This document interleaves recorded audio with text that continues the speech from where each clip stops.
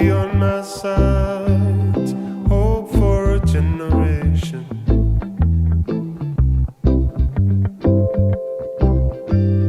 Hope for a generation.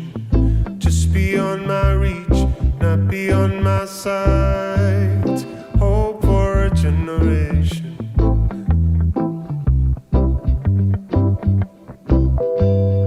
Hope for a generation. Just beyond my reach, not beyond my sight. Hope for a generation.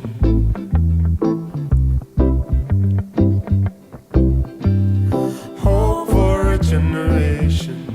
Just beyond my reach, not beyond my sight. Hope for a generation. Yeah, yeah. Hope for a generation. Just beyond my reach. Hi everyone, thank you so much for being here. I'm Rivkah Brown, I'm the editor of Vashti, and yeah, what a thrill. It's Vashti's first birthday and I'm suitably dressed up, not in a polo neck. It's a special occasion for me. So yeah, let's hit it. So I don't know whether any of you were there a year ago, but yeah, about exactly a year ago, in a warehouse off Brick Lane, about this time last year on a bitterly cold November night, someone was stringing up fairy lights. Another person is schlepping chairs into a circle. A third is ladling curry into bowls. We pray Mariv. We pray that noble migrants die in the back of lorries or at the bottom of the channel. That no Black men are forced to account for their existence to the police, and that no parents are forced to skip meals to feed their kids. We huddle round someone's phone as Ali Milani, the 25-year-old contesting Boris Johnson's seat in Uxbridge, tells us to keep fighting what each day seems more and more like a losing fight. We head to the pub and get so drunk that we abandon our bikes and get the bus home. Some of our prayers are answered that night. Others are not. A few of you were there at Jews Against Boris's Solidarity Shabbat, a moment when a group of us, Jewish and not, came together to reassure one another, really, that things would be okay. Those assurances may have seemed a bit naive in the light of the election, but then again, our work didn't end on the 12th of December. Little did we know, as we fogged up the windows with our plans and our prayers, the challenges that awaited us in the months that followed. Little did we know how well the community we were building that night would prepare us to meet them. It needs no restating here how long and deep the history of British Jewish leftism is, nor how rapidly it has been erased in the past few decades. What does bear repeating, however, is how people, including many people here on this call, are continuing that history, how they are mobilizing to end British Jewish support for the occupation, how they are opening Yiddish cafes in Scottish cities and feeding everyone who's hungry for whatever they can afford, how they're forming coalitions with people who want to reject the shallow temptations of liberal identity politics for the richer rewards of collective liberation, and how they are doing all of this despite a serious threat, one made even graver by a pandemic whose current cure is social distancing, the threat of being alone. Jewish leftists have been painfully shunned, and not just by anonymous internet trolls, but by people we know, sometimes people we love. We've been told that we exist not at the heart of something, but on its fringes, that we have no home among British Jews. We're here tonight to prove them wrong. And more than that, really, we're here to create a space in which Jewish leftists and our allies can not just congregate, but conspire. Over the next 90 minutes, we're going to contemplate what's happened in the past 12 months and also imagine what might happen in the next 12. So think of this not as a drafty lecture hall in which you're sat in the dark, watching us exchange lofty ideas, but as a common room, aglow with fairy lights and friendly conversation. You are all warmly welcome to Vashti's anniversary panel, Where Next for the Jewish Left. So I'm now going to invite my fellow panelists to turn on their videos, and I'm going to ask Aaron in a moment to unmute them. Hi, everyone. Everyone's here. Yeah, we've got everyone. Hello. So, I mean, I expect by now you all know who my panelists are because we have shouted about them and boasted about them and schlepped nachas for them. But I thought I'd introduce them, therefore, not by how they're sort of publicly known, but rather by how I know them and how they know each other. So I first met Aviah Day about a year ago when she was leading a chant of housing as a human right outside Hackney Town Hall. And I have made it my mission to befriend her ever since. Lev Taylor bat mitzvahed Aviah as an adult and once invited me for an emergency Shabbos dinner at the end of a hard week. Lev moved into M. Hilton's old room in Moishe House. Em tells me that she's had her most formative Jewish leftist conversations with Yael Shafritz, whose mum, incidentally, goes to the same shul as Lev's grandma. I met Tania Shew, who is best friends with Yael's cousin at Em's birthday party, where we skipped the niceties and got straight into it. Thank you for being with us, friends. So I thought I'd start us off in a typically Jewish way by talking about our feelings. And I wanted each of you to, in a minute, sort of tell me how it has felt for you being a Jewish person on the left in the past 12 months. Shall we start with Lev? I think this might require Aaron to unmute everybody because he has the godlike power of unmuting. He's doing it. He's unmuting us. He's wonderful. Okay. Hello. Thank you for having us, Rivkah. The great Black American organiser, Stacey Abrams, said that after her defeat, she sat shiva for 7 days and then got out and started organising. I definitely felt like I was sitting shiva after the Labour's defeat round this time last year. I woke up the next morning in a haze and just cried. And I think that lasted then another month where I just felt disorientated and not sure what to do. And that in Judaism we call shloshim.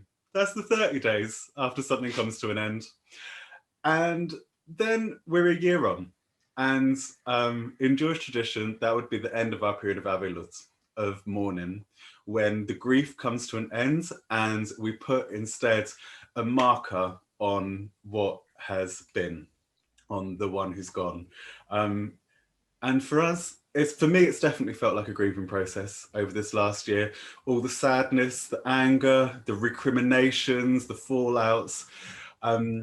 And it now feels time to put a marker, to put a stone where the project of getting Corbyn elected and of pursuing democratic socialism by parliamentary means, we have to set that aside and think anew. Yeah. And I think Judaism really deliberately puts a limit on how long we have to grieve before we have to get out and start living again. And now is the time for us to live. And I feel so excited by this panel because this is the time to come out and do what people do at the end of Avilut and laugh for the first time and listen to music for the first time and realize that we can put life on those old bones. Oh, Lev, that's so beautiful. I'm so glad that I asked you to start. Thank you. Maybe let's have Tania next. Would you like to share? Sure. Like Lev, I'm actually feeling optimistic. I really am. I think before 2015, in my experience, I felt there wasn't really a meaningful Jewish left in Britain. There were obviously lots of Jews active on the left, and there were great organisations that still existed, like the Jewish Socialist Group, and Judas was around in a very different, much smaller form. But there wasn't that much organisation among the Jewish left, and I think many Jews on the left, myself included, didn't feel like we had the rhetoric and the cultural tools to really positively identify as a Jewish leftist. And over the last few years, it's definitely been hard, really hard at different moments in different ways for different reasons. But I've also had some really great, productive conversations with comrades that needed to be had. And I've done so much more Jewish left organising. So now I think, we have these tools available to us that we really haven't had since the 80s. And I'm looking forward to using them. Yeah, tools like Zoom. Also that kind of tool, yeah. Yeah, I mean, much more important tools than that. How about Aviah? I'm already unmuted, aren't I? Great. No, you're not. Yeah. So for me, I guess being both Black and Jewish means I occupy a particular position within the wider anti-racist left, which can be great and can also be quite a difficult position to contend with. And it's been a painful year for that reason. It's been difficult, having to deal with people not accepting you as a part of their community, often based on your political beliefs, wanting to excommunicate you. But at the same time, I think the positive thing that I take from my experience is that I can often sense where struggles can overlap and where they meet and where they identify and identify points of solidarity. And I think that for me is the number one thing that's keeping me really optimistic. And over the last year, I think, there's actually a lot to be optimistic about. And one thing that kind of springs to mind that has made me feel so happy and nourished and given me life this year was when Jewish Solidarity Action and Sister Space came together on Rosh Hashanah. From a personal perspective, bringing together many different parts of my own identity as a Black woman, as a Jew, and as someone who's organised on domestic violence for 10 years.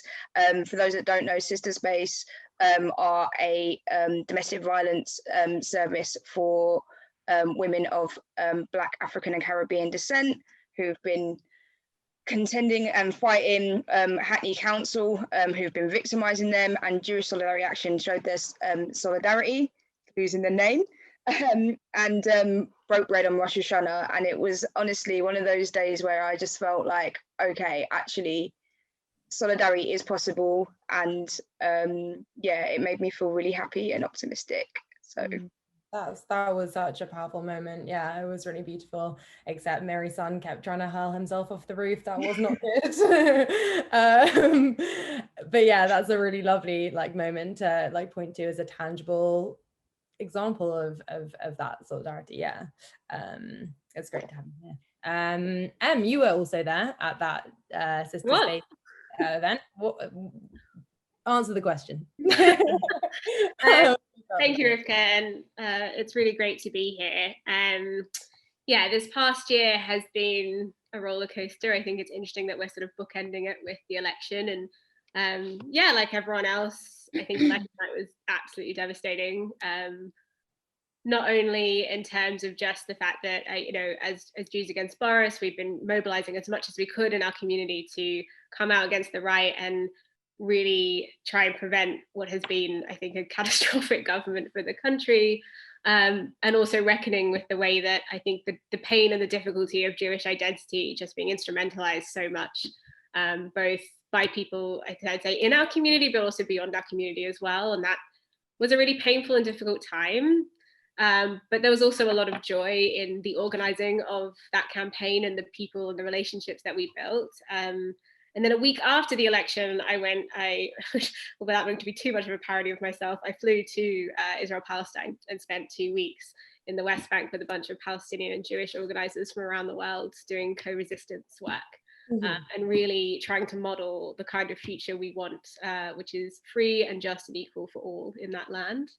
And I think what I found sustaining and what I really learned is that, like, when we are in the tachlis, when we are doing the work, that gives me a lot of hope and a lot of purpose about what it means to really be a Jewish leftist in this time. And I think, like Tania, like Lev, like Aviah, I have a lot of optimism for what the future is. Everything feels, I know, very dark right now, but I actually think that there is a real thriving Jewish left future in this country, and it's about us getting to work and really organizing around it.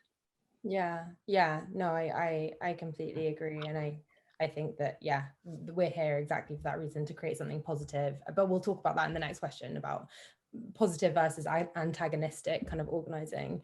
Yael, you may have noticed, everyone, that Yael is not sat in a dingy dark room somewhere, but is full of sunlight, because they are not in the UK and they're enjoying the daytime. Remember that? So Yael, would you like to tell us about how you felt in the past year in America as a British expat? Yeah. You took my opening. I was going to boast about the sunshine here, but yeah, so I've been in the US for four-ish years now.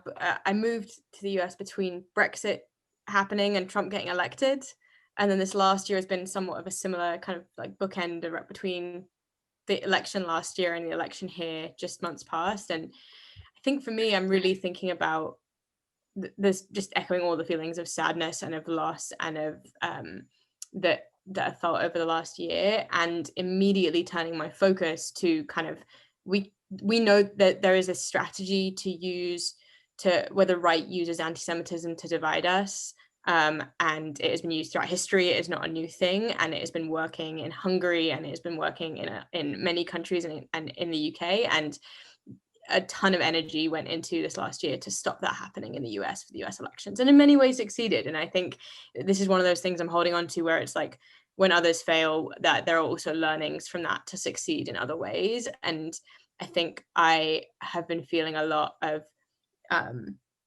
kind of pride from afar as in the ways in which people I've known for years and years and years are coming together.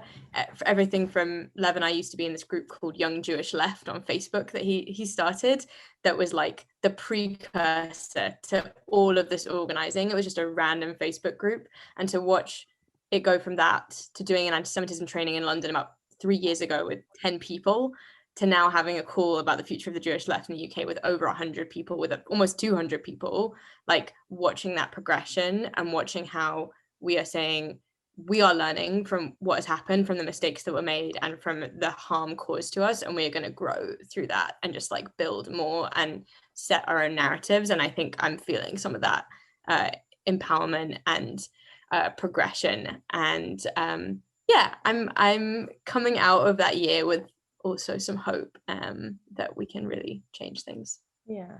Oh, thanks for ending us on a positive note. Although I am now very embittered about having not been in the Young Jewish Left Facebook group. Is it still active?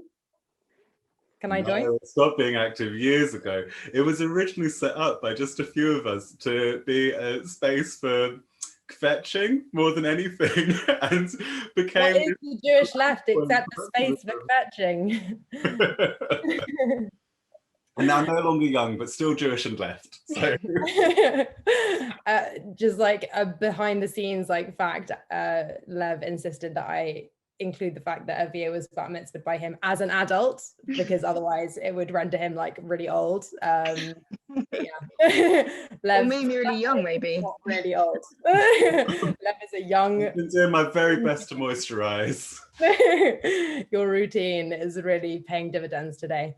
So I wanted to move us on. I think I am quite interested in what Em was saying about sort of doing the work, and we do often talk about this in sort of Jewish left spaces and I suppose organizing spaces generally. You hear about the work because I think a lot of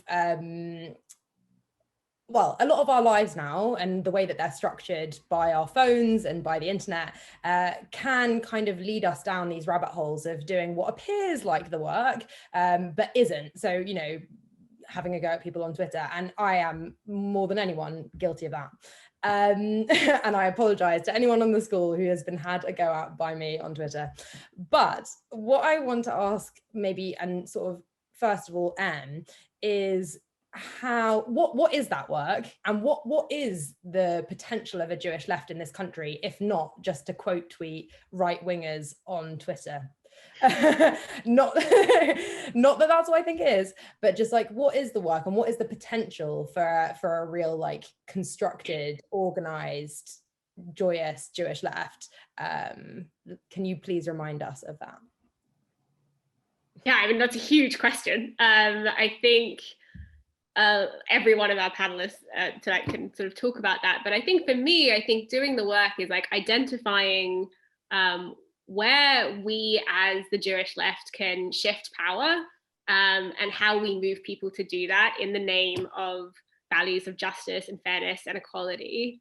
And I think within that, the work is also about, I think, being brave and being bold, because, you know, it'd be very easy for us, I think it's very easy to get people to do, I think particularly in the Jewish community, we really enjoy doing the sort of social action orientated work. So it's like, whether it's sort of fundraising or like going to a drop-in center for, like, you know, this work that sort of is quite depoliticized. You know, but actually I think it's really important, if we want to create mass systems change, which I think all leftist movements should always be looking at systems change. It's not, I don't think it can be incremental. I don't think that meets the moment we're in.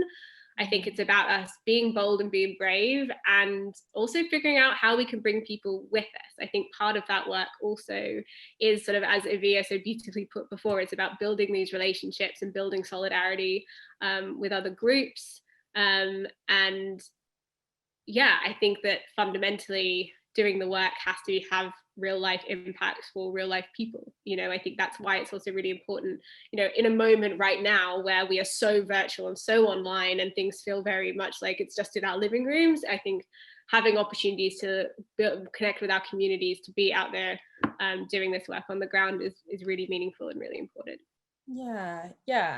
I'm interested in what you were saying about Aviah's point, and maybe Aviah, you want to like comment on this idea as someone who is on the left in multiple ways and with multiple identities, how the kind of Jewish facet of your identity informs or kind of like motivates, fuels your activism. And what potential you see for a kind of an organized Jewish left. Maybe we shouldn't be talking just about a Jewish left. Maybe that is in itself like insufficient, but I don't know. Yeah, in terms of like my experience of a Jewish left, and I should say, like, with some of the contributions earlier on, like compared to when I first started calling myself a leftist Jew, like maybe 10 or some more years ago, it is amazing to see how much a movement has flourished and grown. I didn't know any like people that thought like me that were Jewish like when I was like 18, 19. So like it's great to be around all of you, to be honest. But yeah, I guess one of the things that slightly frustrates me about like my experiences of a wider Jewish left, if you can say that, or like more specifically white Jews who feel they're unsure of what their place is on the left and whether or not they should see themselves as only being in allyship with other groups, or you know, offering a sort of one-way system of allyship. And particularly, you know, I know a lot of Jews who feel awkward and that they're more privileged than other marginalized people on the left and don't really know what their role is. And I guess, like, I think fundamentally for anyone on the left that is coming at the question of what their role is in terms, it should be in terms of liberation and freedom and solidarity, rather than, for me, this kind of like one-way system of allyship. And I think for anyone, it's really important to ask themselves whether or not they feel, regardless of whether or not they feel like relatively privileged or marginalized, I think it's important for everyone on the left to ask themselves whether or not they feel free and whether or not they feel liberated as a fundamental question. And to be honest, I didn't necessarily, at all grow up as a privileged Jew or someone with money or like racial privilege, but I still think it's important for everyone on the left to fundamentally ask themselves whether or not they are liberated. And I think, you know, for me, the trappings of any kind of assimilation, for some, as comfortable as they may be, don't seem like a replacement to for freedom or liberation. And I think in practice, that means recognizing the links between anti-Semitism and racism more broadly, and what purpose they serve in capitalism. And like, historically, like, you can look at, you know, Jews not being seen as, you know, a super exploited fraction of the working class. There's this alien body that's antithetical to the like British working classes, and even the kind of quintessential embodiment of capitalism. And then today's like establishment philo-Semitism is carrying out its performance of so-called solidarity by instrumentalizing and weaponizing anti-Semitism. And actually, I think revealing their real motives, when Lisa Nandy says, you know, anti-Semitism is punching up, or when Labour MP Mitcham and Morden Siobhan McDonough claims that anti-Semitism, anti-capitalism is anti-Semitism. This reveals the whole point of keeping instrumentalizing Jews on the front line of defense by utilizing anti-Semitic tropes. And, you know, today, yeah, in the defense of, excuse me, this neatly places Jews in a position to protect the state and to protect capital. And it, you know, when it all comes falling down, then it will be by all means punch up, but just punch the Jews. You know what I mean? So like, for me, that does not sound like freedom or liberation. No matter how comfortable you are materially, that does not sound like liberation to me. And when I think it's, you know, important to ask, well, if we are Jews are not free and we're not liberated, what would it take? What would it look like for Jews to be liberated? What would a world free of anti-Semitism look like? And with that, we need to ask, what connection does the liberation of Jewish people have with the liberation of other peoples, and with Black and brown people, with queer people, with trans people, and with the proletariat more widely? I think it's important that leftist Jews envision their own liberation, or our own liberation, as part of the project, you know, part of the wider project of liberation, rather than just this one-way system of allyship. And only through a genuine and mutual understanding that our liberation is tied up with the liberation of everyone else, do we, I think, start to see the building of a leftist Jewish movement. No, I agree. I think that kind of, yeah, like moves us kind of quite nicely onto another question which I wanted to answer, but which I wanted you to answer. I don't want to answer any questions. This is not my job. But no, I think you've answered the original question really nicely, which is like, we don't build a Jewish left in isolation. We build it in solidarity with all oppressed groups. And we do that not out of a kind of charitable kind of feeling of like, oh, like, you know, X or Y group could really do with our help. But no, we all need help because we are all unfree. And yeah, and that we need to really reckon with that. Yeah, I mean, I'm interested. I mean, lots of you have done all kinds of that sort of work, but I'm interested maybe in moving us then onto a discussion of, you know, what does that mutual and kind of collective, like sort of like collective liberatory work, that solidarity really look like? How do we move beyond a sort of like I scratch your back, you scratch mine, you do something nice for me and I'll do something nice for you, kind of model of anti-racism to one that is much more holistic? I don't know. I mean, Lev, do you have an answer for that? I think there is happening in the world right now, there is lots of great solidarity going on between people of all different ethnicities and religions. You know, Narendra Modi, Benjamin Netanyahu, Priti Patel, they have great solidarity with each other. They talk to each other all the time. They support each other. They do scratch each other's backs. And the reason that they do that is because they recognize that they have a common interest.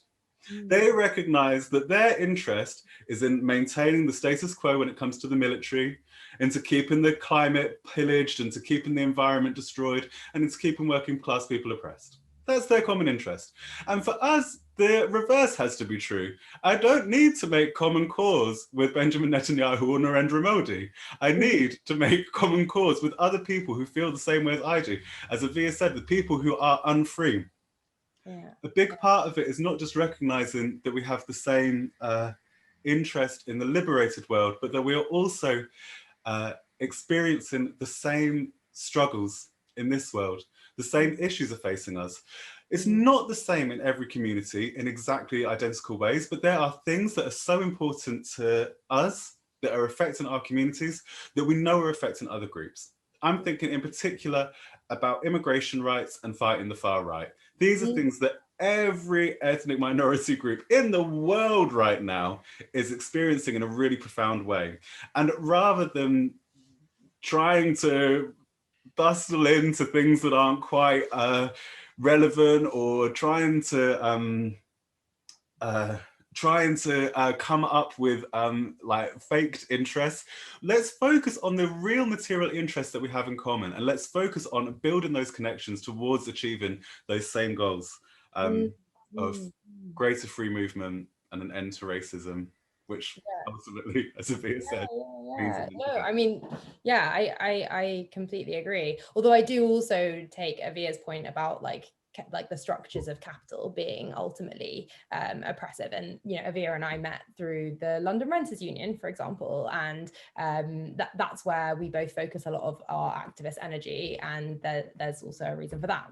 The rentierism, and that renting, well, that renting is one of the pillars of rentierism, I suppose, the rentier capitalism, and that rentier capitalism is in turn one of the pillars of all of our oppression. But yeah, I definitely take your point that like there are some really clear common kind of antagonists that we should all be directing our you know, our efforts towards or against, as it were.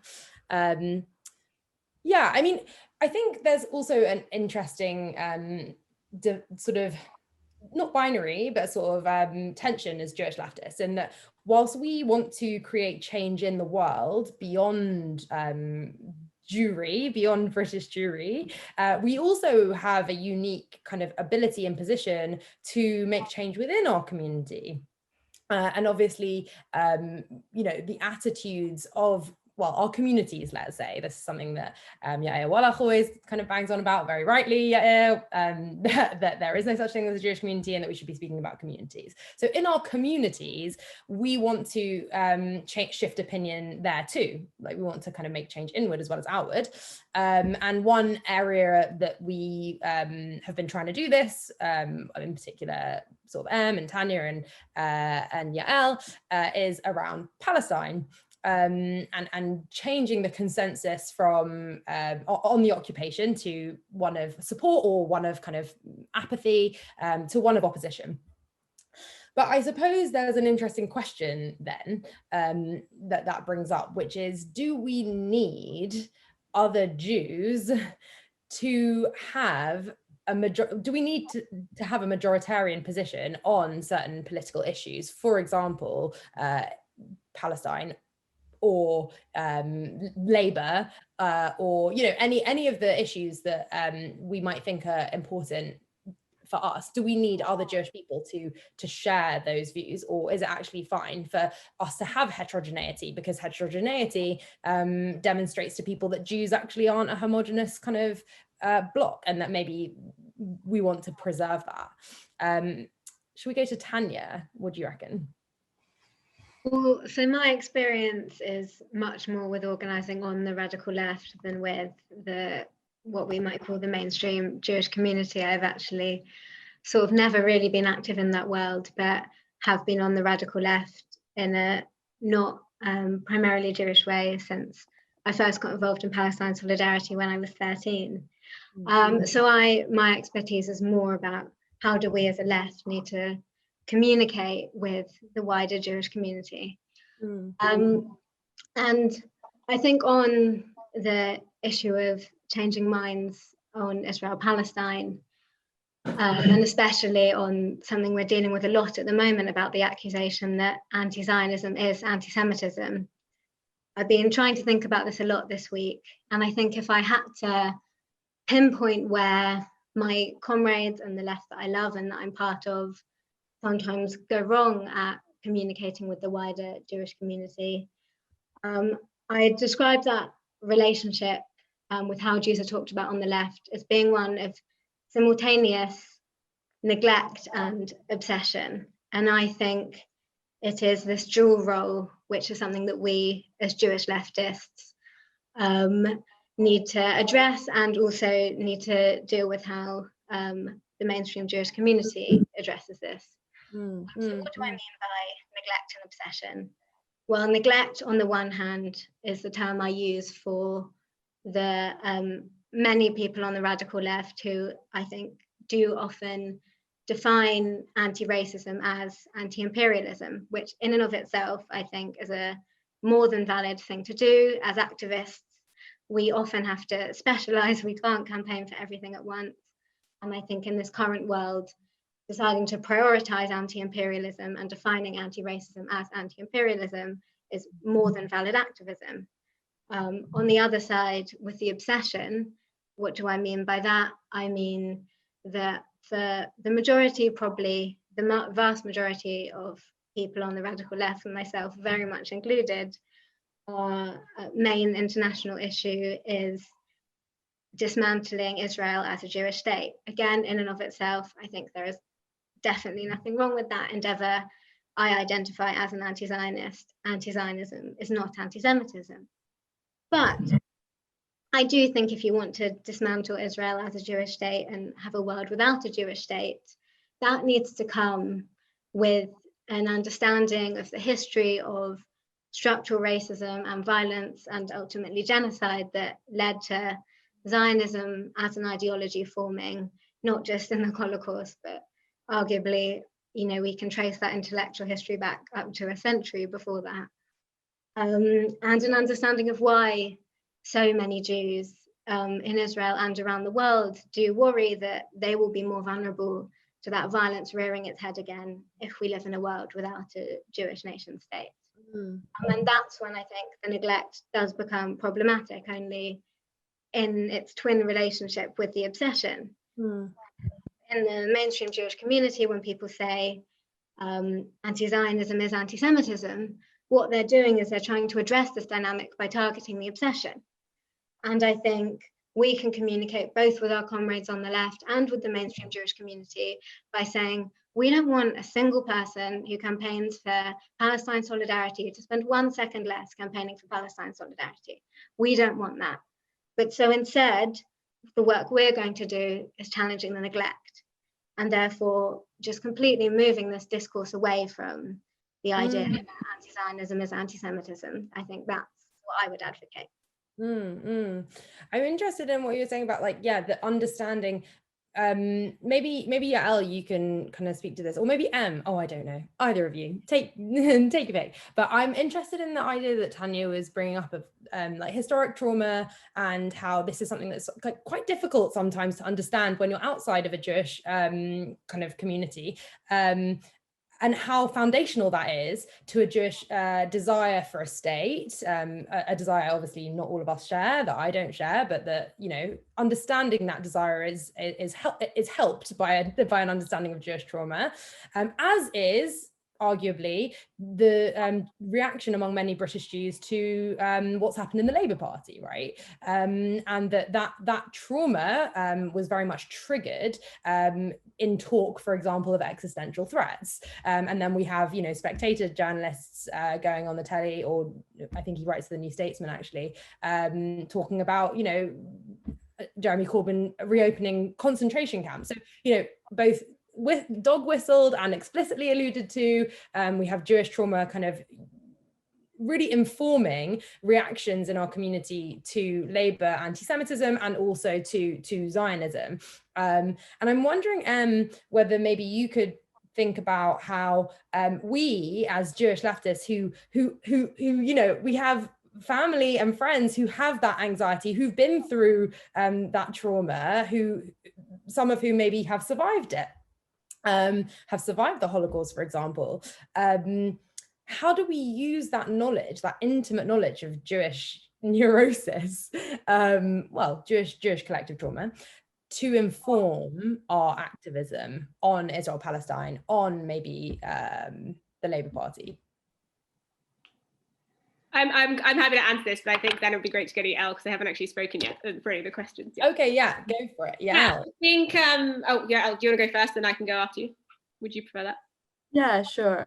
I think there are two different questions floating around at this point, and I want to just like pull them apart because I think now it's like a little confusing. I think there's one around the heterogeneity of ideas in the Jewish community, and particularly for me, how that relates to what Aviah and Lev were talking about, like how we actually like organize to win with people having different ideas. And I think there's a second one, which is about the response and like how we deal with internalized trauma and fear from centuries and centuries and thousands of years of oppression, and how that shows up in everyday politics.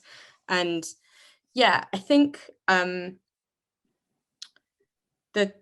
thing I want to draw out is around like a kind of solution, or like how we actually start to deal with this kind of thing, which is I think the latter piece, which is about like actually having the conversations in our community about anti-Semitism, about its history, about the way it functions, about and having those conversations in a way that isn't zero sum. Because one of the things I think that happens now is you either have the right opinion on anti-Semitism or you have the wrong opinion on anti-Semitism. There's nothing in between. There's no education. And I'm thinking a lot about, I was very involved in helping start Keshet UK, which is an LGBTQ inclusion group. And Keshet UK's kind of theory of change is like, we work with anyone. We work with who has whatever views on LGBTQ issues, and we try and move them along the spectrum. And in my mind, there's something similar needed through education, and something similar needed around anti-Semitism, which is like, we need to have conversations about anti-Semitism that aren't these people bad, these people good, and actually ones about restorative justice and about coming together and about like, what is the value in fighting anti-Semitism? It's not just to expel someone from a political party. That's not, we don't win through that. We like stem the tide maybe, but actually what we want to talk about is how do we end anti-Semitism? It is not inevitable and we need to end it. And the way we end it is through education and bringing people on a journey. And I think this is something that kind of goes back to the original question, which is like, what is the point of a Jewish left in the fight for collective liberation? And it's about saying, it's about being the ones in the room saying, we do not have to accept anti-Semitism in society. We don't have to say it's always going to be there and therefore we need Israel to always protect us. What we actually can say is we can make it safe for Jews everywhere, and we must do that, and we must do that through working with all oppressed groups, and get rid of this like zero-sum analysis around anti-Semitism, and instead use the model that like I think all liberation campaigns for collective liberation benefit from, which is like restorative justice in our communities. And I think the Jewish left plays a unique role there, which is in our community, we need to do the work of let's unpack the internalized trauma we have. Let's talk about it. Let's talk about how it shows up. Let's talk about when someone says something critical of Israel, why do you immediately respond with that's anti-Semitism? Like, let's unpack that. Let's talk about it. Where does it come from? And be generous with ourselves and say we have been oppressed and we deserve to talk about that oppression. And then the flip side is going into non-Jewish communities and saying, here's a space for you to get things wrong. Here's a space for you to learn. Here's a space for you to be messy and say the conspiracy theories that you've heard repeated in your community. And we're going to explain why they're not okay. Yeah. But I think we need to be a lot more generous and kind and stop seeing the fight against anti-Semitism as zero sum, and instead say we need to actually get rid of it rather than just stem the tide of it. Sure. Can I come in there, Riv? Yeah. Do you want to go ahead? Outside stuff. Yeah, I think. Oh, did you want to say something? I had a thought, and I think it's quite closely attached to what I was saying. Sorry, I know I'm the chair. I shouldn't be. I know I said I didn't want to answer the question, and here I am. But I just wanted to. It just made me think about the idea, the way that Barry Weiss conceptualizes anti-Semitism in her book, which is like a cancer, and it's incurable and it's perennial, and that is like a really unhelpful model. It strikes me for thinking about anti-Semitism because it suggests that like nothing can be done about it. The idea of zero tolerance ignorance also suggests that nothing can be done, and that we can't work with people and shift people. And like we've seen people even within the Labour Party, even MPs that, you know, I love, like Zara Sultana or Ali Milani, doing some really great like work and teshuva and learning around anti-Semitism, around their own anti-Semitism, around their own internalized beliefs. And that is like, you know, we can't have a progressive political movement unless we allow people to progress, right? So I think, yeah, I just wanted to agree. But anyway, so yeah, I think just in relation to this, in terms of Israel-Palestine organizing, in my experience, and obviously with Now Ahmad and the work that I do, a lot of it is about shifting the Jewish community. And I think there are 2 points on this. I think that it is really important to recognize and think about trauma and the way that Jewish trauma and inherited trauma has impacted on our sense of safety. And I have a great friend whose favorite Shabbat go around at the Shabbat dinner table is, what does a liberated Jewish community look like? And I think for me, and what I found in the Jewish left, and particularly during organizing and meeting other Jewish activists and Palestinian organizers and campaigners, is actually given a way to not only confront that trauma in a way that allows us to think about how that has affected our community and our sense of safety and our sense of like Jewish nationalism, but it's also allowed us to move through that and think about like, what does it mean to also marry our values of equality and justice and fairness with thinking about how we relate to Israel-Palestine. And I think that is a really important and actually like a very healing way for people to move through this work. So I think that it's important that the Jewish left, particularly on the issue of Israel-Palestine, continues to engage with our community, to think about how we heal from this trauma as well. And that's part of this liberation. And I also think that the internal like Jewish conversation, frankly, is also not allowing the fact that we have this inherited trauma to negate our responsibility to challenge the often like very significant racism and anti-Palestinian rhetoric that takes place in the Jewish community, that is often sometimes encouraged, particularly by right-wing groups in our community, or justified or encouraged in the name of supporting Israel. And I think that like we as the Jewish left have a responsibility to be calling that out. And I think when we do that, there are probably like lots and lots of other Jews in our community who are waiting for someone to do that and have a space to do that in a way where they don't feel like they're the lone voice. And I think that that's why it's also this organizing, this idea of liberation, it is collective and it's communal, and it's about building alternative community. So if people do feel isolated or ostracized as a result of their views on Israel-Palestine or anti-Semitism in Labour or whatever, there is other spaces for them to go to. I think that is absolutely crucial, because the reason people are in communities is because they don't want to be alone. And I think that we have a responsibility to make sure that also doesn't happen and show what a brilliant place the Jewish left can be. Yeah. Can I come in on this? Yeah, go on, Lev. I really want to answer that question about whether or not we should have majority views in light of this question about historical trauma, because I'm strongly of the opinion that we absolutely do have to have a majority view, because there's a right answer. The Keshet spectrum rests on an assumption that homophobia is bad and that we're trying to get rid of homophobia. Our conversation about anti-Semitism rests on the assumption that racism is bad. And the conversation that we're having about Israel rests on the assumption that killing civilians is bad. And people, and we might think that those things go without saying, but people who don't believe those things are laying claim to our historical legacy. They're laying claim to our trauma of the Holocaust, and they're laying claim to Jewish history in order to advance a very right-wing agenda. And I think it's really important that we are confident enough to say, ours is the correct answer. The correct answer is the one where people aren't oppressed and the one where people aren't hurting. And I think it's so important that when we as Jews come to this, we say, I'm coming to this as a Jew because I know that history of persecution. And I know that it means something important morally to the rest of the world, which is why the right is so keen to hijack it. You're right. Yes, I mean, Liv. you're right. We are all right, as we all know. We are all always right. No, but I think that's really important to point out, actually, and like something that, you know, as Vashti, we think about a lot is like, how do we platform people and create a space for different voices, whilst also having values and not just saying, you know, the like anything goes. Obviously not anything goes. We're trying to move people in a certain direction, and that means bringing people kind of along and, like, you know, maybe modulating the message depending on where people are at, but there is a right answer, as you say, and there is a destination. So yeah, I would totally agree with that.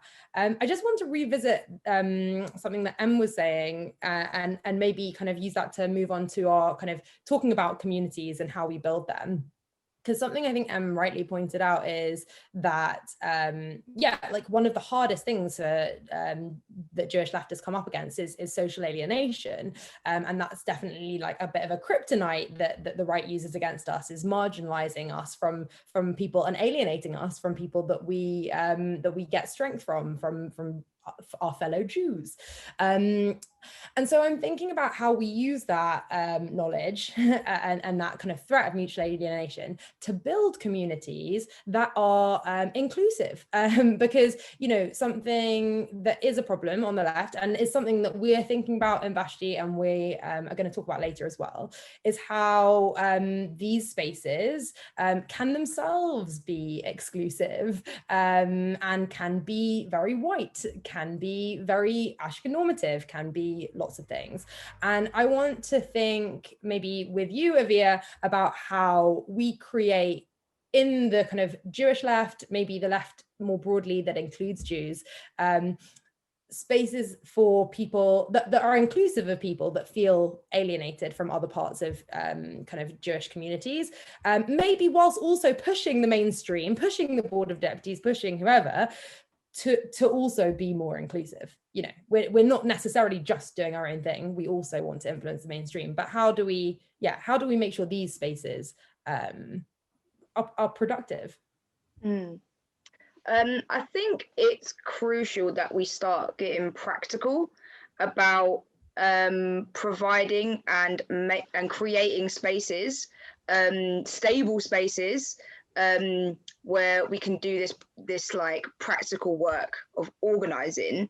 And I think, you know, spaces where it no longer feels odd to have white and black and brown Jews and Goyim in the same place, in the same organizing spaces, in the same spiritual spaces. And that means organizing on issues that impact Jews that may be coming from really different perspectives, as well as giving, you know, sometimes Jews of color the time and the space and the platforms, you know, to be front and center of struggles. I think I think in terms of like using platforms, I think it really would be great to collectivize some of the platforms that we have to do this kind of work, and push out the narrative and political education, essentially, that Black Jews exist, Jews of color exist, what are Jews of color facing that is specific, how can we bring those struggles together and organize and resist. And so, yeah, I think for me, it's thinking quite strategically, I suppose, in terms of like physical space, platforms that we have, collectivizing that, and just normalizing being and organizing in these spaces together.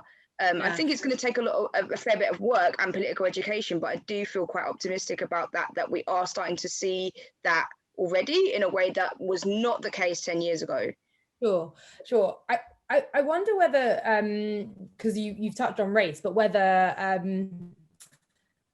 two things, class and also sort of orthodoxy play a role here as well, because, you know, one of the things that we were doing with Sister Space, when Jewish Solidarity Action was kind of organizing around that, was trying to engage some of the Hasidic community in Stamford Hill, who obviously neighbor Sister Space and are, you know, geographically like incredibly close to them. And so how do we involve people, and also, you know, I'm talking about sort of not just ultra orthodox, but maybe people who are unaffiliated and less orthodox, because a lot of like Jewish left organizing spaces can also be quite kind of frum in a way, and then also class. How do we include a broader spectrum of Jewish people beyond you know, a particular kind of, I mean, what I might call a bit of like a North London bubble, but yeah. Is that to me again? Yeah. Yeah, sorry. Okay. So yeah, it's quite interesting, isn't it? Because I think I'm definitely guilty of having kind of preconceived notions about like lots of different religious groups in terms of their orthodoxy and whether they really are approachable or whether they really want to get involved politically, organising with people that maybe don't have to share their perspective. And you know, I know that you had some like really good interactions with getting a lot of the Orthodox community to like sign an open letter to Hackney Council in support of Sister Space, which was a bit surprising. And similarly, like organising in Hackney, you know, with Sisters Uncut, and you know, perhaps thinking that, you know, spaces shared by people that are more secular and more religious might be quite tricky. And actually, one of the things that I think you said and that I shared was that if you it kind of depends on the point of access and whether or not you can meet people where they're at, in terms of, you know, there are certain things and ways you can put things that people get. So like you were saying that women need a particular space, women going through certain kinds of things may need a particular space, a separated and like supported space could be understood by a lot of people in the Orthodox Jewish community, and they could give their support to that, and that's something that they can understand. And similarly, I found like, you know, we were like organising in Hackney with like Orthodox, the Orthodox Muslim community who, you know, came to the Marian Court and got involved, got organised, and there was lots of, you know, expected, you know, people thought there would be issues around there being like trans Muslim sisters there, as well as niqabi wearing Muslim sisters there. And, you know, I'm not going to pretend that there weren't like tensions there. However, it was actually through organising on a common goal that a lot of those issues started to be dealt with and addressed. And actually, people felt that, you know, actually maybe if we're fighting against violence and we're both experiencing similar kinds of violence, then actually maybe we've got more in common than you might expect. And so yeah, I do think, you know, there can be, I'm probably guilty of that as well, of thinking like, oh, do they really want to get involved, do they really want to give us their support? But actually there are avenues and there are points where you can approach it, and that I think many people would say, yeah, I can understand that, and I felt like that, and, you know, actually I've got, you know, similar concerns to someone who I might maybe thought I didn't have much in common with. So yeah, I definitely think there's that. Yeah. That's more than a full answer. That's brilliant. I think, you know, it's true that we often use other people's presumed prejudices as an excuse not to organize with them. We're like, oh no, like they're not gonna like us, or like, you know, it's not a birthday party, we don't all have to like love each other. It's organizing, and I think like the work that we were talking about with Em is like ultimately begins to dissolve a lot of those quite trivial or more trivial concerns quite quickly as soon as we realize what our common interest is. Yeah, like some of those superficial like differences do begin to melt away. I think you're right. So we have rapidly approached the end of our discussion, and we're going to move on shortly to the Q&A, which I'll explain a bit more how that's going to work in a minute. But now I have to put you all the very fateful question, and I'd like you each to answer it in about a minute, like the BBC radio show. Just a minute, no repetition, on where next for the Jewish left. And I'm going to go back and start with Tania. Okay, I'm going to define this question by saying, you know, where next for the Jewish left in terms of immediate action we need to take. And I think we do need to contend with the current administration and the way that anti-Semitism, I think, is being used as a political football, and this so-called zero tolerance policy to dealing with anti-Semitism, which and I can see many people in the chat here, really don't favour in relation to political education. And something I think that we can point out that neither administration actually has effectively done is that at no point have the Jews who have the most experience of anti-Semitism on the left been given the biggest platform. You know, the Board of Deputies and the Campaign Against Anti-Semitism obviously do not have the most experience of anti-Semitism on the radical left because they're not on the radical left. And similarly, I think in some other circles, the Jews who are on the radical left, but who feel they've never seen or experienced anti-Semitism there, have been given a sort of alternative platform. And as far as I'm concerned, those people are just sort of self-defining as non-experts. If you've not experienced something, it doesn't mean it doesn't exist. It just means you don't consider yourself to have knowledge of that, and that's fine.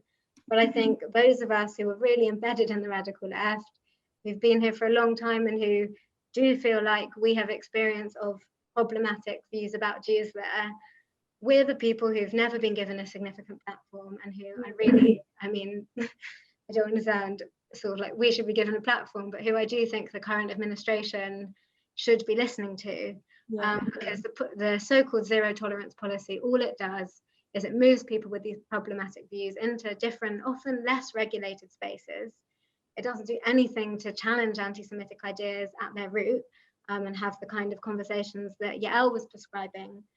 For those of us who are Jewish, who are going to be active on the radical left, no matter what, inside or outside the Labour Party, that doesn't make us less vulnerable. If anything, it makes us more vulnerable, and we're not being thought about. And so I think we need to try and communicate with the current administration and let them know that this doesn't make us feel less vulnerable. Yeah, I agree. Letter to Boris Johnson, maybe not in that form. Yael, would you like to share where next for a Jewish left, in your opinion, in a minute? Sure, yeah. We all do it like somewhat like a list, really, which is like the main one is stop playing on the right's terms. Currently, we are responding to the right, we're responding to the Board of Deputies, we're responding to the Labour Party. These are not vehicles for liberation. These are the rights and the societies, like it's their vehicles. Let's create our own, whether they're vehicles or whether they're just campaigns. But like, how do we define anti-Semitism? How do we want political parties to look like? How do we want the conversation to be? How do we want to fight for collective liberation, regardless of the Labour Party? Like, I think that's what I think the Jewish left needs to be looking at, is less responding and more like, what is our vision for collective liberation? And then I think a huge amount of it is just like, let's invest in education. Let's invest in educating and relationship building. And education is a tool for relationship building with non-Jewish allies, and talking about, what does my oppression look like? What does your oppression look like? Where do they intersect? Where do they overlap? And how can we come around and fight them together and be really just generous and forgiving and like trust building in a time when that is the hardest thing to do, and yet that is the most rewarding thing we can be doing. I agree. Lev? My answer is into the institutions, actually. I grew up gay in the religious Jewish world, and I never had to doubt whether or not there was a place for me there. And the reason for that was because 10 and more years before I was born, a group of people, mostly women, mostly lesbians, fought to make sure that I had a place there. And they kept at it when it felt impossible. Today, when you say that you support a two-state solution, what you are, this now normal position of the right was once considered a wild, radical position only proposed by Jewish Socialist Group and Jews for Justice for Palestinians. The Board of Deputies thought it was unbelievable and unconsiderable. These things become considerable because people decide to stay in their institutions and change them. The British Jewish community is small, not that well funded, and not that well educated, if we're being really honest, which means that in every leftist inside a synagogue or inside a communal institution is making a massive difference to what it means to be a Jew in Britain. I encourage everyone, join your local synagogue or Jewish group and get involved, have those conversations. As a Marxist, I believe that struggle goes in waves. Yeah, sometimes we're going to have loads of people out on the streets. Where recently people were reminiscing about the student riots and the London riots and all that 10 years ago. That's not the place we're at right now. The place we're at right now is the place where people are in a mood to reflect and think and process across the board, across the left and across the Jewish community. And the next time people are on the streets or people are coming to vote or there's a big change happening, the ideas that people have developed over these few years are the ideas that they're going to stick with. So get in there and have those conversations in your institutions, with your families, in your synagogues. Thank you so much, Lev. And we should note that Lev is going to be a rabbi and that it infiltrate many institutions rabbinically and otherwise. Okay, so who have we got left? I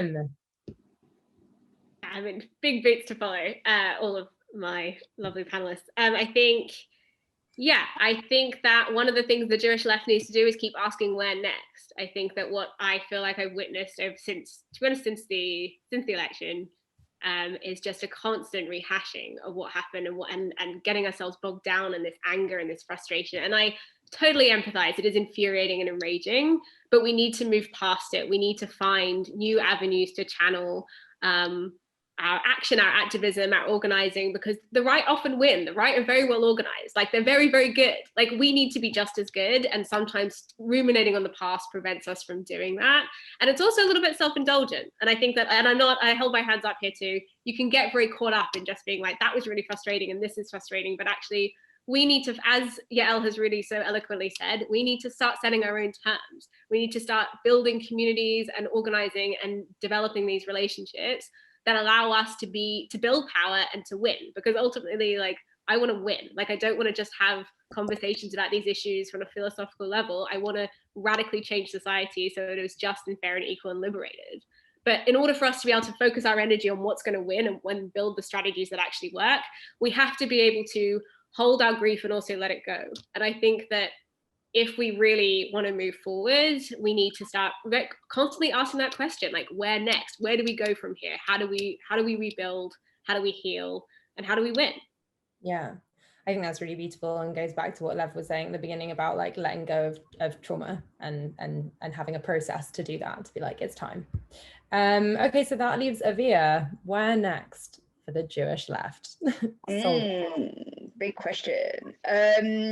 I think, first of all, I really agree with Lev that we are in an important period of reflection. And I think, whatever point we are on the left, whether we're out on the streets and feel physically like a mass movement, or whether we're in a more reflective stage, those moments are connected with each other and build on each other. And we can't allow those moments to be disconnected. So yeah, I think at this point, I think it's really important that we as a Jewish left start building our own understanding and our own analysis of our liberation and our position within racial capitalism and the connection to others within racial capitalism. I think, that means, through political education, through analysis, through putting that analysis out there, through publishing, through social media, whatever.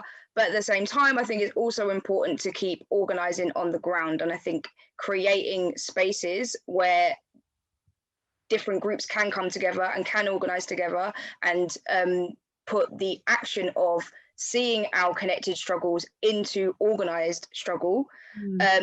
So yeah, I think those two things together, I think that's it. Yeah. And yeah, we're going to be actually, speaking of the multiple organizations that are in this ecosystem, we're going to be sharing a kind of list of some of our favorites that are doing this work in the Jewish community and possibly outside of it as well. So we will have concrete places to direct you to after this meeting to do the work, guys. Thank you so much, everyone. And so I'm really excited now because we've got the opportunity to bring in some of our audience members to speak to us, and I hope, tech permitting, we're going to get them to ask their questions themselves, those of them that are on the call. So first of all, we have Shardine and Victoria. I want you guys to ask, okay, Victoria doesn't want to ask a question directly, maybe I will just ask it on her behalf then, but Shardine, you ask your question, if Aaron can unmute you, and then I'll sort of read out Victoria's question, because I think they are in a similar space. You can turn on your video as well if you want, Shardine. No, I'm okay, thank you. Just want to say it's been an absolutely amazing and educational talk, and you're absolutely brilliant, and it's really wonderful to hear like just how much crossover in the conversations that we have with our communities, and I think that's something that we need to be building up on.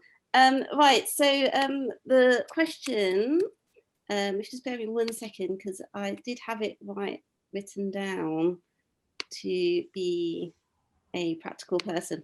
Right, okay. So how can we build solidarity with other marginalised communities despite the mutual antagonism our society attempts to instill in us? Sure, and that's a really brilliant question. I think any of our panelists can answer that if they want. I'm going to kind of leave the floor open.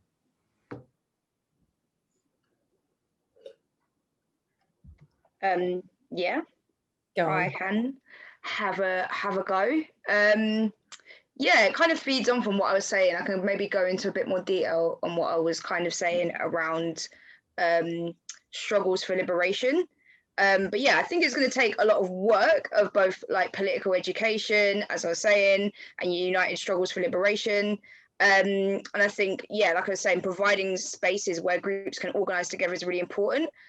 From my own community organising, I've seen how much can be achieved when you do provide a space where, you know, people can identify a common enemy and work together. You know, both me and Rivkah are involved in London's Renters Union, and like lots of spaces like Renters Union can be really, really amazing in people who might ordinarily not more organised together, might not ordinarily spend time around each other, might ordinarily think they have really different interests, actually see that, you know, I'm a renter, that's the landlord, we have the same interests, and we're going to do better by organising together. And I think, you know, my own experience has seen that, but I think there's loads of really important examples through history that you can point to that says that, you know, this is actually what works in terms of building solidarity between groups that you might think actually, who think they don't have much in common with each other, or think they're actually in opposition to each other. And I think it's really important in terms of history to educate ourselves about the political history that we're building on. And if you're looking for examples of how solidarity works in practice, one of the examples which I always bring up from David Rosenberg's book, Rebel Footprints. I always plug his book because literally it just gives... on the call. I know he's here on the call, and I'm plugging your book, David, because it's actually sick. And one of the examples that he talks about was in the East End of London in the 1930s, alongside the famous Battle of Cable Street, was all the grunt work organising that was happening that doesn't really get as much of a name, but also was instrumental in kicking fascism out of the East End in the 30s, was the communist-led Stepney Tenants Defence League, which targeted fascist households to join a rent strike. And after weeks of organising on the barricades alongside Jews, two families, BUF, British Union of Fascist Families, tore up their fascist party membership cards. And you know, you can see this is the kind of work that needs to be happening day in, day out, that actually dispels the myths, that actually bridges solidarity. Similarly, another historical example, I urge you all to watch the film Do Something on the BFI website, which details a housing action group in Islington in the 1970s, where families were living in derelict slums, where racism was addressed proactively through recruiting white and black and brown residents. And you see white residents believing that immigrant families are being housed more quickly, only to learn that it's actually collective organising that works, not preferential treatment. And so like there's all of these like histories that we can use, and I think it's really important that we build on what we've already got. We've got renters unions, we've got community organising, and I think it's important that we bring, like I was saying, our analysis and our political education of our position within capitalism as Black people, as Jews, you know, as working class people, whatever. And I think if you're on the one hand organising in solidarity, but also bringing that analysis, then I think, yeah, for me, that's how you bridge solidarity. Yeah. Sorry, I realized I didn't read out Victoria's question. I'm so sorry, Victoria. I think Aviah you can tell us, may have sort of touched on it. Your question, Victoria, was about how we ensure that we don't separate the struggle against kind of anti-Semitism from the struggle against other forms of racism. I think it's possibly a similar answer, but maybe Aviah, you want to elaborate on that? Again, I guess I've kind of touched on it a bit before, but I think recognizing the role of racism and anti-Semitism in capitalism today, and how they are utilized and how they reinforce each other, is really crucial. As Jews, as Black people, as Black Jews, we all, experience racial capitalism in ways that can be distinct, but also can really overlap. Whether that means being exploited to accumulate wealth or thrown under the bus to protect capital. I think it's critical that these strands of racial capitalism are identified and connected, and that we see each other in our struggles, and see each other as crucial to our liberation. And the Corahumbri River Collective said that until Black women are free, none of us will be free. And I think in the same vein, Ashkenazi Jews will not be free unless Black Jews or Jews of color are free. So I think it's important that we create, as I keep saying, create these spaces where these links can be drawn together through political education, consciousness raising, producing literature, organizing collectively, anti-fascist, anti-racist resistance on all fronts. Yeah, that's brilliant. You've just done it all. You're doing the political education right here. I'm going to pivot us quite hard because we only have about 7 minutes left, everyone. I'm so sorry to say it. So we're going to have to be quite focused now in just how we rattle through the last bit. But we have a question from Evan, who can't be on the call, but I think is really, really pertinent. And Yael, I think you might have an interesting answer to it, which is, Jews on both sides of the Atlantic face many of the same challenges. As Lev pointed to, there are just these similar themes: the rise of the far right, the weaponization of anti-Semitism for political ends, this kind of hawkish pro-Israel consensus.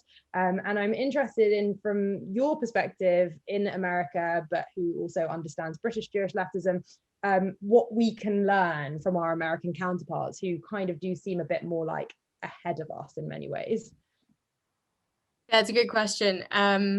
I think there's moments when the comparison is useful and moments when we should throw it out the window, and I want to really affirm that sometimes it's good to look there for lessons, but we shouldn't compare ourselves too much. I do think some of the really important lessons from the US are naming and understanding the right strategy of division, not just understanding there is a far right, but understanding that the far right will use race to divide people. And that's not just anti-Semitism in the US. We talk about right now, the Democratic Party is busy claiming, the moderate part of the Democratic Party is busy claiming that defund the police is the reason they didn't win as many seats as they could have. And that is the right using a strategy of using race to divide people. So we see that strategy all over. And I think one of the really powerful things I've seen in the US is people naming that strategy, understanding it exists, and then fighting it by actually introducing a new narrative and saying, we're not going to sit with their narrative and say, no, defund the police didn't lose the election or did. No, we're going to go on the doorstep. We're going to talk to people. We're going to organize in our communities. We're going to talk about how race affects people. We're going to talk about how capitalism affects people. And we're going to bring it all together. And I think Aviah has been just saying this the whole time, but it's when we can link those two things together and link them together in a way that is positive and liberatory, we are bigger than this. We will move beyond this. We have visions of our future that are bigger than division. Those are the moments where there's been huge success in US organizing for the left more generally. And those are the moments where it's also been really hard to lob those attacks and say that so-and-so is anti-Semitic, because when that person is deeply involved in the community and knows people and is organizing, it's really hard to attack them for those things. And so I think that is one of the biggest lessons we can take is we should be creating our own narrative of moving beyond division and beyond this side, that side, beyond that faction, this faction, and into how do we fight white supremacy, anti-Semitism, capitalism all together. I'd say that's probably one of the biggest lessons I think I've seen. And the other one I think is not the political party system is really different, and I think moving beyond some of the ideas about having a political party as centre, but rather seeing a political party as a site of struggle and not as like the thing that will save us is really important, because I think if we can set our own terms of where we're fighting and where the site of struggle is, that is going to really help us a lot. And so, yeah, I think building a strong Jewish left that is involved in the collective fight against capitalism and racism on our own terms is where we'll have success. And I think where we want to stay different, which is also the really important part, like actually like we're scrappy in the UK. Like we do a lot more with a lot less, and that's actually really important. And we talk about class in a way that is so important. I just want to like, let's not be the US, let us do our own thing, where actually there is an amazing history here of like class struggle that I think hasn't quite yet dissipated, that we need to keep going with, and like make sure we don't lose that. Can I build on what Yael has said? Yeah, I just wanted to ask one thing. Are you guys okay to stay till 8:40? If not, then we'll wrap up. But is 10 minutes okay? An additional 10 minutes okay for all the panelists? Yeah. Just to add to what Yael said, cool. Okay, in that case, yes, Lev, you can go. I think it's not just about the narrative of how Jews interact with other groups. It's also telling a narrative about who Jews are.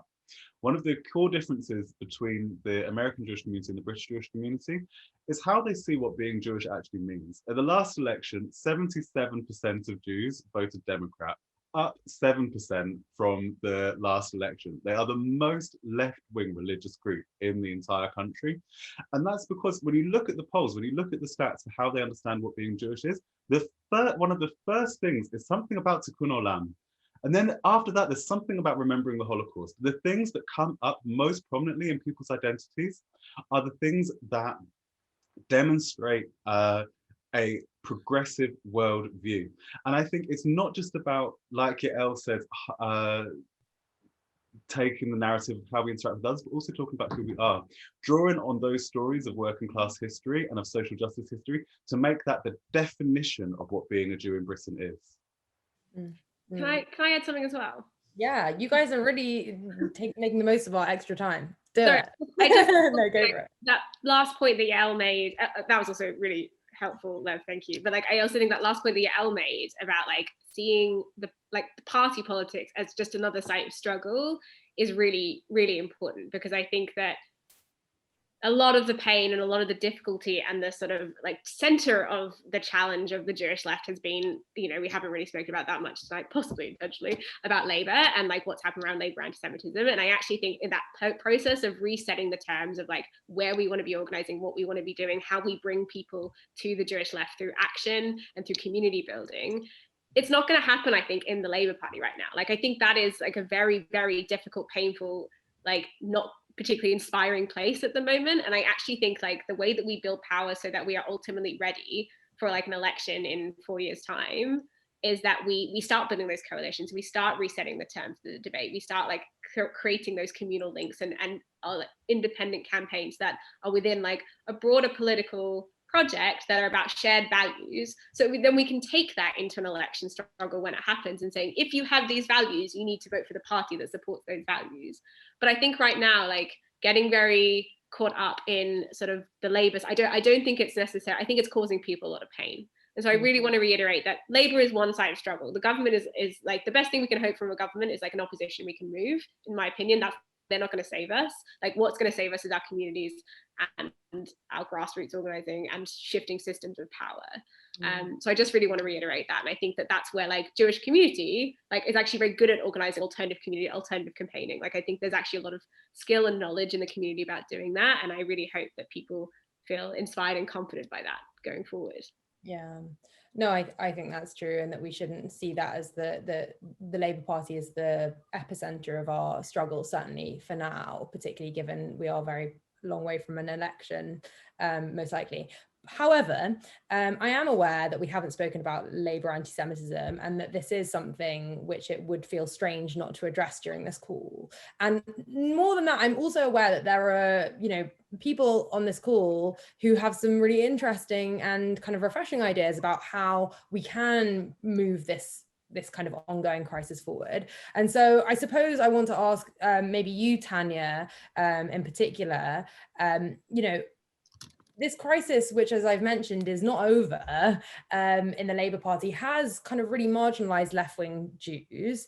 And I'm interested in, and many people from your Twitter and other places will know some of your thoughts on this already, how we can effectively, as left-wing Jews, intervene in preventing the Labour Party from eating itself over this issue.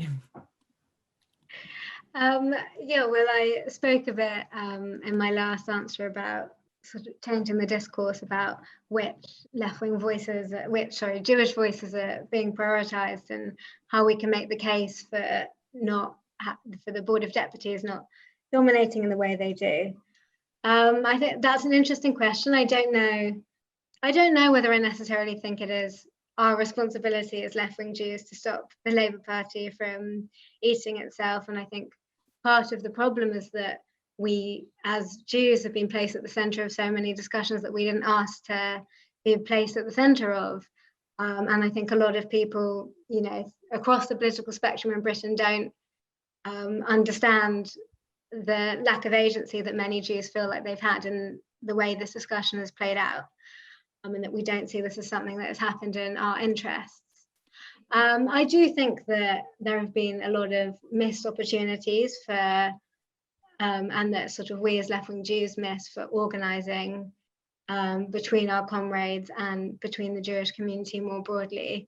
Something I often think about is that famous in these circles 2015 Yachad study on British Jewish opinions on Israel, which I know people have various opinions about, but I do find it a useful resource. And for me, one of the most surprising pieces of data and exciting pieces of data to come out of that was a statistic that a quarter of Jews said they'd support some sanctions against Israel if they thought those sanctions would bring peace. And a third were in favour of the British government taking greater action against Israel in terms of settlement expansion. So that's between a third and a quarter of the British Jewish community saying they were movable on aspects of BDS. Like, that's amazing from our perspective. For those who don't know, movable's an activisty term about people who don't quite agree with you yet, but are in a position where you can really hope to get them to agree with you. And I was really involved in both Labour Party and beyond the Labour Party, Palestine solidarity activism, when that report came out in 2015.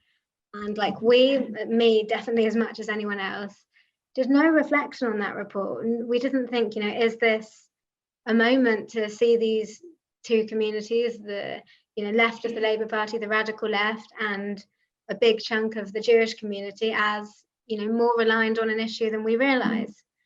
And I think that's just one example, but it does, in a way, these missed opportunities give me hope, because they make me think that, you know, we're not as divided as it's sometimes easy to feel like we are when you just pay attention to the headlines.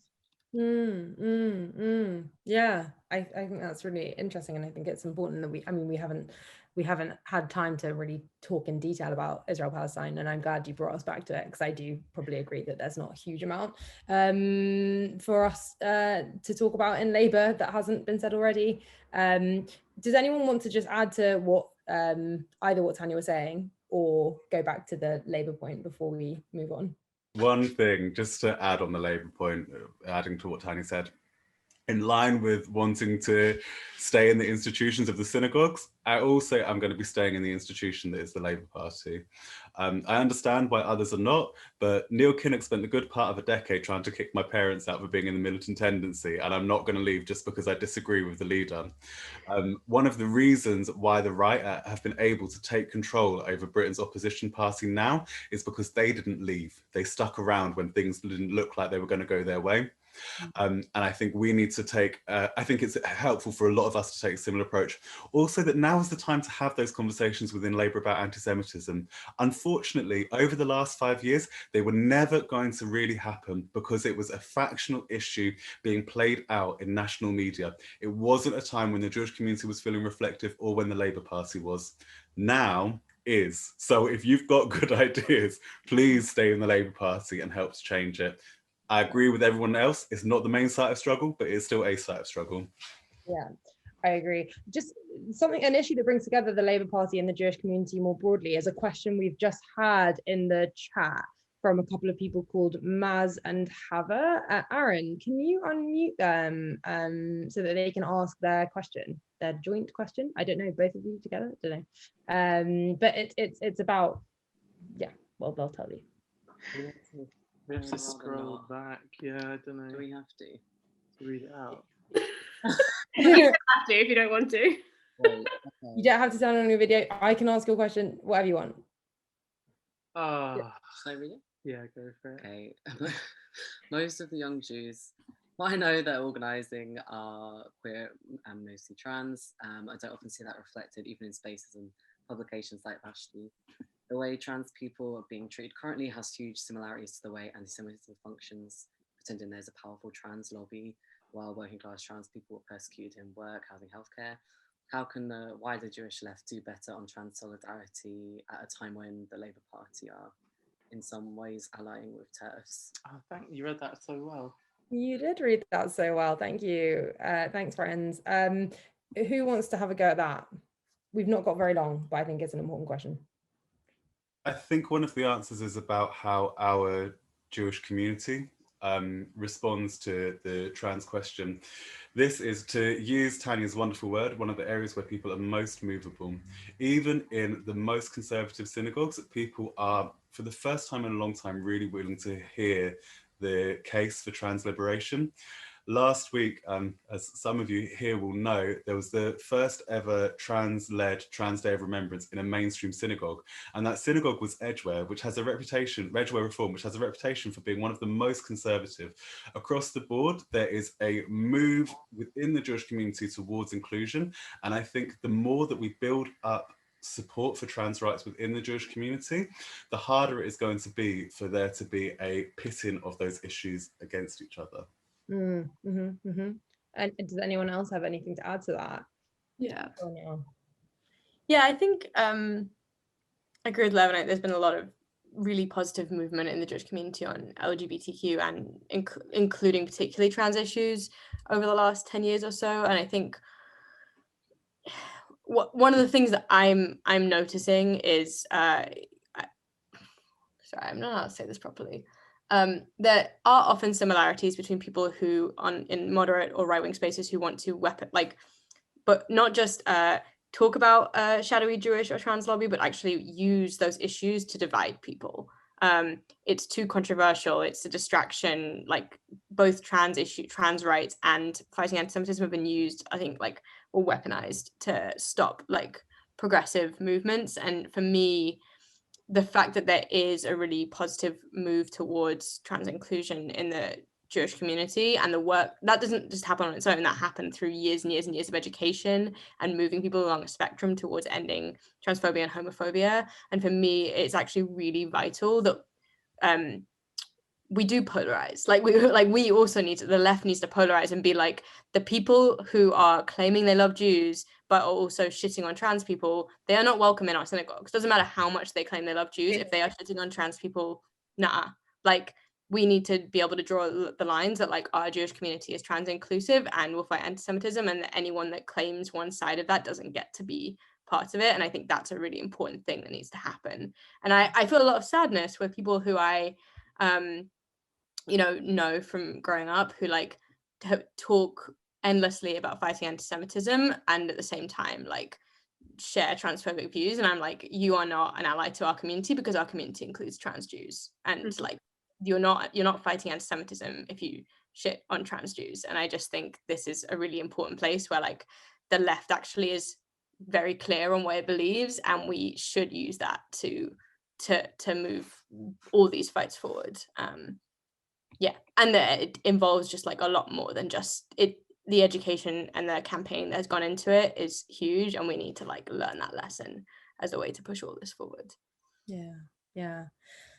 Guys, I'm so sorry we've come to time. We've even with the extra time that we had, this has been such a beautiful discussion, and you all just spoke with such clarity, and we talk about moral clarity, but there has been so much of it today, and we've tried to we've really been quite ambitious with the amount of stuff we've tried to cover, and obviously we have not got through the half of it, so we're just gonna have to do a podcast.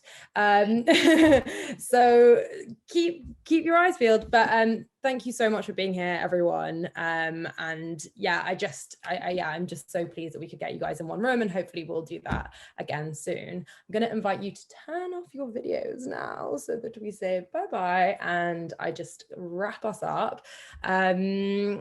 Just me now, just me and a couple of people with their videos on. That's totally cool. Hi, everyone. So I just wanted to say that, you know, this work doesn't end here, and we're going to be sharing a list of kind of cool organizations, including ones that our panelists are part of, our panelists are organizing, that we want you to get involved with and start doing the work, as we've said many times. You know, one organization is, of course, this organization, which is Vashti. You know, the project of a new left-wing Jewish media platform has been gestating for a very long time. We know that there is a kind of homogeneity in our communal media, and lots of people have wanted to change that for many months and years. It took an election in December to induce the birth of Vashti, but you know what we're doing has since grown, I hope, into something much bigger than just that. We're building here an outlet to document and to dissect the left, but also to give it a space like we've done tonight, where it can actually develop, where we can have conversations, where, you know, Jewish leftists can think without fear, and find a community. And it's, you know, it's important to say that that community is what keeps us going, not just in a figurative way, but in a very literal way. You know, we don't have big backers, although if there are any big backers on this call, then please do DM me. But, you know, for the most part, our support and our funding in the past 12 months has come from literally you, people who want there to be a new kind of Jewish media and who are willing to pay to make it happen. So, you know, you all being here tonight is going to help us pay for it. We've raised over £1,000 from all of your incredibly generous donations, and that is going to continue to enable us to pay our contributors for at least a few months. But obviously, we want to continue going for more than a few months, and you know, we don't want this birthday to be the last for Vashti. We want it to become and grow into a project that can take on the giants of communal media in our community, and we want it to be a real you know, viable project for the left, and for Jewish media. We want to publish more, we want to do more, we just want more. And in order to do more, Vashti needs your support. And so Anya, my colleague and fellow editor, is going to post a link, I think now in the chat, to our GoFundMe. And you know, we just hugely appreciate whatever you are able to donate. But obviously, you know, if you cannot donate, and that's something which is true of more and more of us, unfortunately, at the moment, but you want to support Vashti in other ways, you maybe have skills, you're a graphic designer, you're a coder, you're a social media person, we also want your help. So email us, tellvashti@gmail.com. I just want to thank you all so much for being here tonight, and especially since we've run 15 minutes over, and for giving up so much of your evening. I want to thank our panelists. I want to thank Aaron and Anya, my fellow editors, who've done so much work to make this happen. And let's do it again soon.